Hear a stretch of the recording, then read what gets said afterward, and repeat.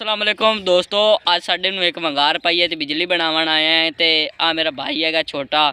तो यार कोई पता नहीं हुण तुहानूं दूई वीडियो तुहाडे वास्ते साडी आवे कि ना आवे। बिजली बना ते असां वापसी हट गए तो इंशाल्लाह तुहाडे मैंने वीडियो आती रहेगी।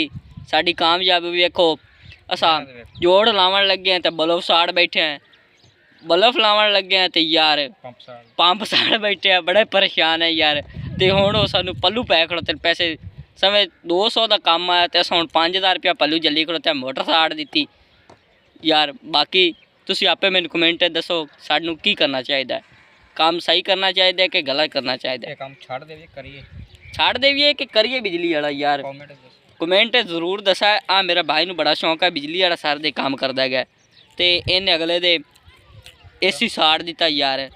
तो कूलर तो मुड़े वास्ते आम चीज़ हर चीज़ साड़ दिंदा है। ये आप किवें चाह उकड़ी पई हो। लगी भाई।